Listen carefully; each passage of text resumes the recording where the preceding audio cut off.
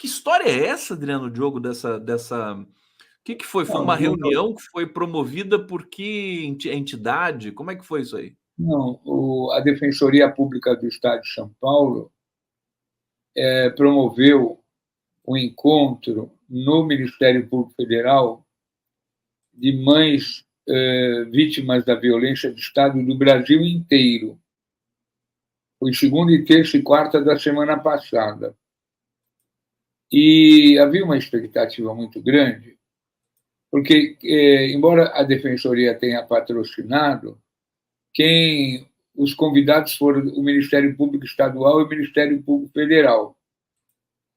E havia uma expectativa muito grande, porque a maioria dos crimes de 20 anos atrás, 10 anos atrás, 5 anos atrás, ocorridos desde Manaus até o Rio Grande do Sul, esses crimes ocorrem nas instâncias estaduais. E os ministérios públicos estaduais, por mais protagonismo, honestidade, essas investigações acabam num plano que não evolui mais. Então, qual era a grande reivindicação das mães?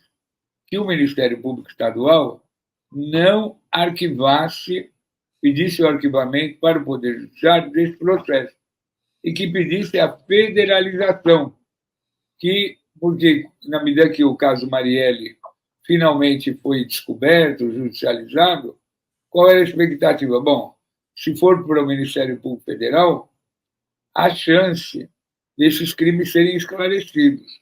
Né?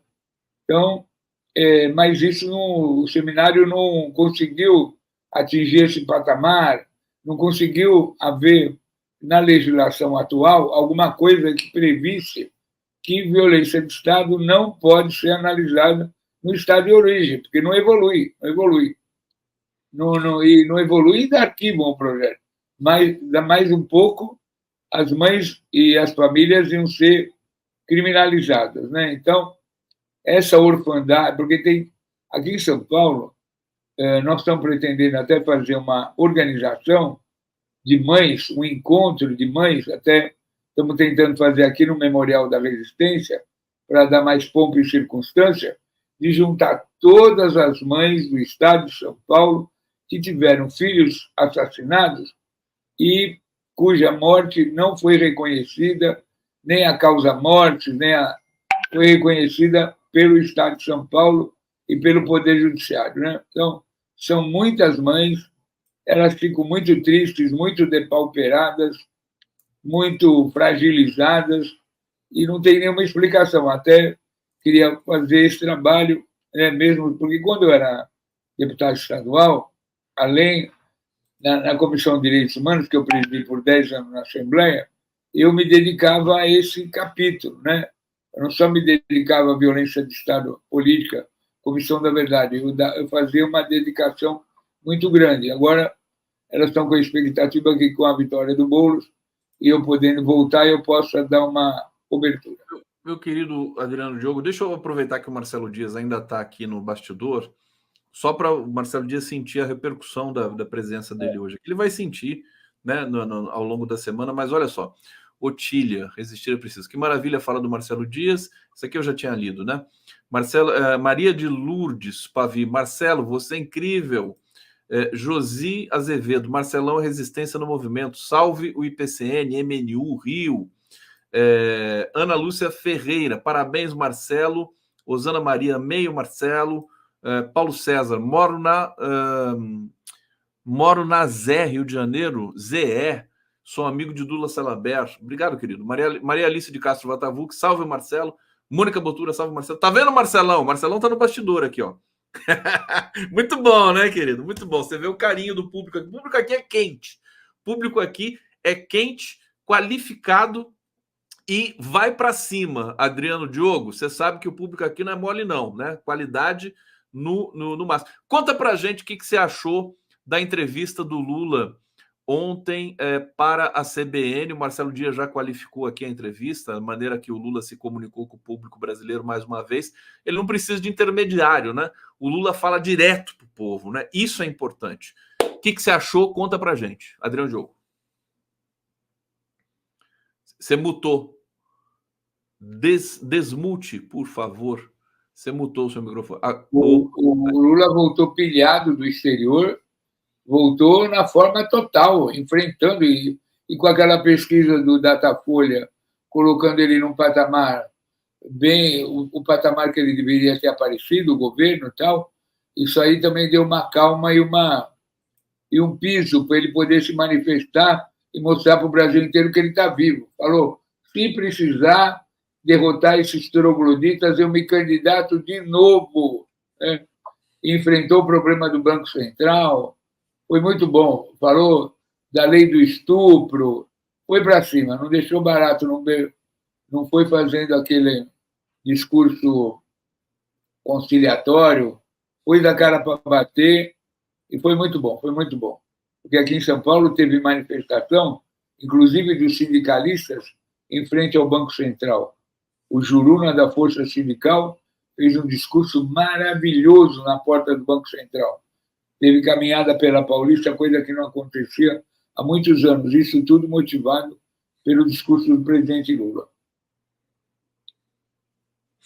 Tá aí Adriano Diogo aqui no 11 News. Ô, Adriano, o que você sentiu depois de toda essa discussão sobre o PL do estupro, a saída, né, nas ruas das mulheres, mais uma vez as mulheres aí liderando um processo que eu acho que também está conectado ao entusiasmo do Lula ontem nessa entrevista e a legitimidade que ele volta a apresentar junto ao povo brasileiro, sempre capitaneado pelas mulheres. Você que sente muitos os movimentos sociais de São Paulo, você está absolutamente integrado a tudo que acontece na cidade de São Paulo. Como é que você avaliou aí essas manifestações? Inclusive na Paulista teve um dia que foi muito cheio ali, né? Você devia estar lá, né? Se eu te conheço. Não, estive em todas. Estive na quinta, estive no sábado, que desceu pela Augusta, e tive também na do domingo, na Marcha da Maconha, que também foi um subproduto, estava até o Suplicy lá, que está se tratando com cannabis. Então, a rua virou. Mas qual é o furo que eu trouxe para o teu programa hoje? Na Folha de São Paulo, foi postada agora uma entrevista do bispo Dom Angélico Sândalo Bernardino, contrariando a opinião da CNBB. E também mandei aí no seu privado um artigo da irmã Ivone Gebara, colocando na condição de religiosa, católica, escritora, pesquisadora, a posição da mulher católica, uma freira católica, irmã Gebara. Depois, se você puder expor os dois links. Agora, foi a coisa mais a do sábado, que eu tive condição de acompanhar inteirinha, que desceu a Augusta, a Rua Augusta aqui em São Paulo, foi uma das coisas mais lindas, mais espetaculares, mais emocionantes, com a mulherada cantando. Por quê? Por que eu tenho um apreço? Em 1989, a Luiza Erundina regulamentou o aborto legal. Qual era o hospital aqui em São Paulo? O Hospital Saboia de Medeiros, Hospital Municipal. A Luiza pegou a legislação nacional e fez uma adaptação. E criou o primeiro, a Luiza Erundina, que o Eduardo Jorge era secretário de saúde, secretário municipal, o médico Eduardo Jorge, secretarista, criaram o primeiro serviço do aborto legal no Brasil. E o que está acontecendo em São Paulo agora? O prefeito fechou todos os serviços de aborto legal na Prefeitura de São Paulo. Então, imagina você como está revestido de um significado, de uma grandeza, porque aqui nessa cidade, em 1989, a prefeitura começou no governo de Erundina, né? E esse serviço era exemplar, modelar, perfeito, né? Em condições de preservação da saúde da mulher, de tudo. Então, São Paulo sempre foi exemplo. Agora, com essa onda bolsonarista terrível que chegou aqui em São Paulo, o prefeito virou sócio do projeto do estupro. Fechou todos os pronto-socorro. E ainda está seguindo a orientação do Conselho Federal de Medicina, que diz que a atitude da mulher tem que ser vigiada, que ela não pode ter autonomia total. Então, como é que São Paulo, você imagina, Conde, no governo da Luiza Erundina, o Darcy Penteado era vivo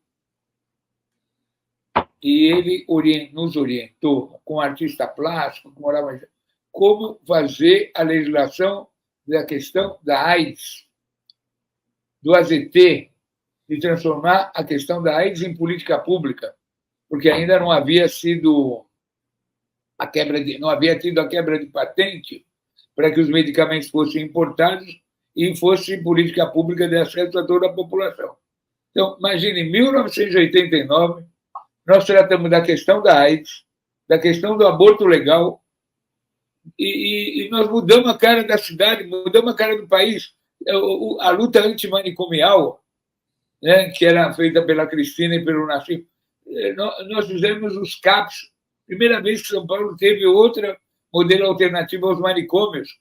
Aliás, o Paulo Amarante esteve aqui ontem, né? Como ele sempre está nas terças-feiras, e a gente estava debatendo. Ele é um das referências, uma das referências na luta antimanicomial no Brasil desde os anos 70, né? Uma figura referencial que nem você, assim, que é uma referência para a gente também, Diogo. E ele estava contando, a gente estava comentando o PL do estupro, ele estava contando dos estupros que ocorriam nos manicômios brasileiros, né? E que quando os manicômios foram fechados, eles encontraram lá ossadas, né?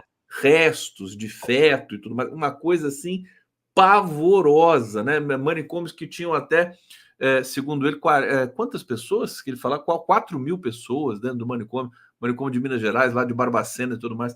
Enfim, para quem não viu, está disponível aqui na nossa comunidade, no nosso canal, a entrevista que eu fiz com o Paulo Amarante. Diogo, posso avançar aqui no nosso tema? Olha, só para concluir o teu pensamento, imortalizado pelo livro da Daniela Arbex sobre o Holocausto brasileiro, do Barbacena, exato. Perfeitamente, Daniela Arbex. Já tentei trazer a Daniela aqui. Que vendia cadáveres para as faculdades de medicina.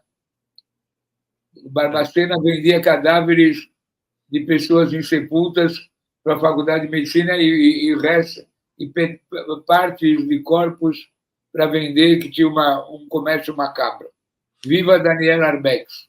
Viva Daniela Arbex. Meu querido Adriano Diogo, eu divulguei aqui para o nosso público o que você me pediu, que são aqui esse link da Unicinos, politização da presidência da CNBB, artigo de Pedro A. Ribeiro de Oliveira, que na verdade é a posição de um integrante da CNBB, que eu coloquei aqui, está aqui na legenda também, né? É o Angélico, né? O Angélico Sândalo Bernardino. PL do estupro é uma leviandade e uma distorção da realidade. E aqui, justamente essa matéria, né, da Mônica Bergamo, aqui na Folha de São Paulo. Diogo, deixa eu ver para onde a gente vai aqui. Banco Central. Vamos falar do Banco Central. O artigo majestoso do Luiz Nassif hoje, né? Dizendo assim, olha, esses seguintes eventos têm relação entre si. A decisão do presidente da Câmara da PL do estuprador, 1. 2, movimentos especulativos com dólar, que começou na segunda-feira, o dólar subindo, né?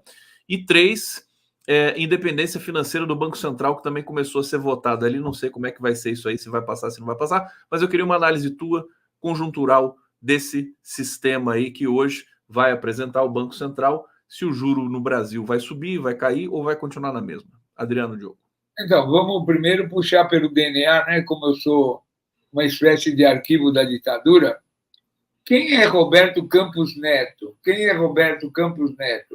Esse senhor aí, o neto do Bob Fields. Quando a ditadura foi organizada, o golpe veio de Minas Gerais, né? O articulador maior do golpe era Magalhães Pinto, um governador de Minas Gerais, que era dono do maior banco de Minas Gerais. Os banqueiros se organizaram. Então, o golpe militar de 64 tinha um guru. Qual era o guru? Bob Fields, tinha um teórico, Bob Fields, Roberto Campos, avô dessa figura que está aí. A figura. Então, está no DNA desses caras a direita e o golpismo. Né? Esse negócio de Banco Central autônomo, independente, isso é conversa para depois dormir. Quando os bancos centrais foram formados, no começo, na Europa, nos Estados Unidos, principalmente no pós-guerra, qual era o papel do Banco Central, embora com autonomia? Que tivesse um equilíbrio. Que os bancos e o sistema financeiro não só priorizassem o capital, as empresas, principalmente a partir de Roosevelt, houvesse um equilíbrio na sociedade, para que os bancos se atuassem de uma forma que as empresas pudessem contrair empréstimos, ter capital, fazer o giro produtivo. Agora, não. Esse senhor Bob Fields, ele é o representante do sistema financeiro e ele tem tanto azar que hoje, pela agência pública, foi revelado que um banco que atua aí na Faria Lima, tal, um banco jovem, bonito e tal, é um dos principais financiadores da extrema-direita brasileira. Então, e esse senhor Bob Fields Neto, Roberto Campos Neto, veio aqui à Assembleia Legislativa de São Paulo, recebeu uma comenda e foi jantar com o Tarcísio, e Tarcísio apregoou que ele, Tarcísio, o governador, esse militar, que não deu certo em lugar nenhum, o governador Tarcísio anunciou Roberto Campos Neto, presidente do Banco Central, como futuro ministro da Fazenda. O maior tiro no pé do Brasil, maior vergonha, como o Bolsonaro fez com o Moro à época daquela confusão da Lava Jato e tal. Então, aliás, ontem, desculpa te interromper, Diogo, o Lula comparou o Campos Neto ao Moro, né? Justamente. Brilhante. Né? Brilhante. O cara é presidente do Banco Central, se arvora independente, aí vai se submeter a uma cerimônia rebaixada de receber um colar, uma coisa decadente aqui da Assembleia, achando que ele estava recebendo o Prêmio Nobel da Economia. Achando que estava abafando, né? Abafando. Naquela decadente Assembleia Legislativa, aquela coisa que aprova a privatização da Sabesp, o cartório do Tarcísio, uma vergonha. Ele vai lá e aí assume o cargo de ministro da Fazenda. Dá licença, né? Comprou o terno antes da hora. Que vergonha.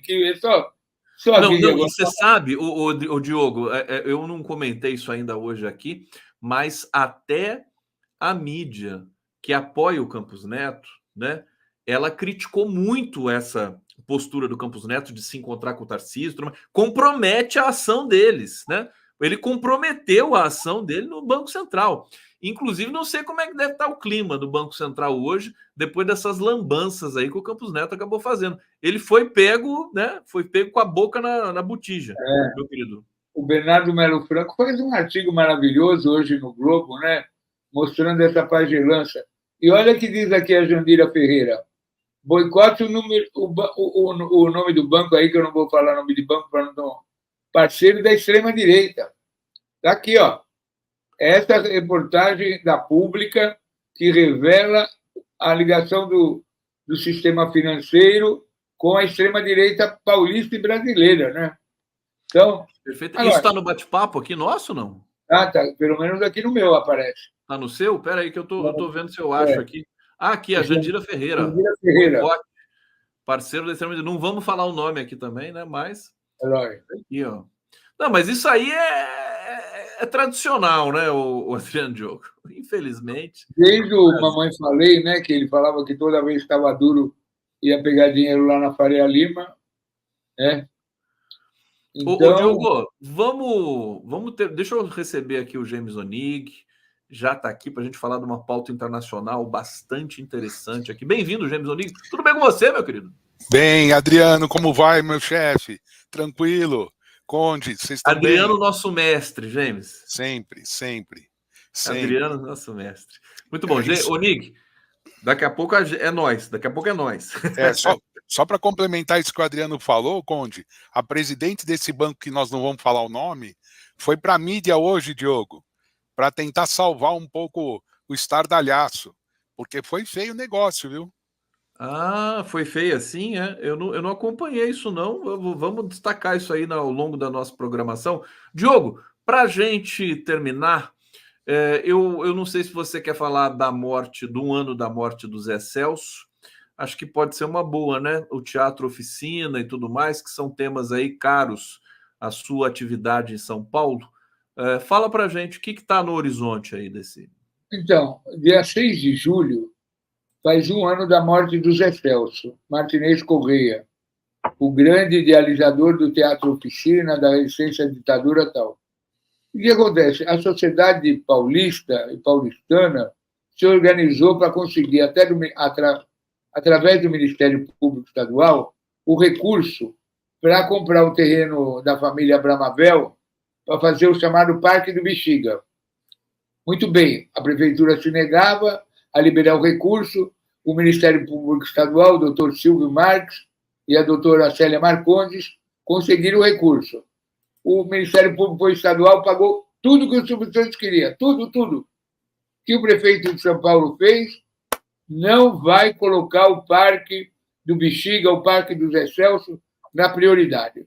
Então, aqui em São Paulo, todos os setores da cultura, do Bexiga, da mobilização, do teatro, vão se mobilizar para o dia 6, fazer com que a memória de Zé Celso apareça, que ela seja lembrada naquele trágico ocorrido que ele morreu naquele incêndio no apartamento dele, em São Paulo, que é um parque que tem a cara da cultura, da resistência e do povo brasileiro. Parque do Bexiga, Parque do Rio Bexiga, Parque do Zé Celso. Viva o Teatro Oficina! Esta manifestação que eu queria ter oportunidade de fazer, que para nós, aqui em São Paulo, é da maior importância. Viva o Teatro Oficina. Então, estão perguntando aí, o pessoal que está nas redes, aí, pergunta quem que vai ser homenageado no parque ali do Bexiga, né? O Silvio Santos ou o Zé Celso? Adriano, não responda para a gente. Até isso. Obrigado, Diogo. Bom trabalho para você, meu querido.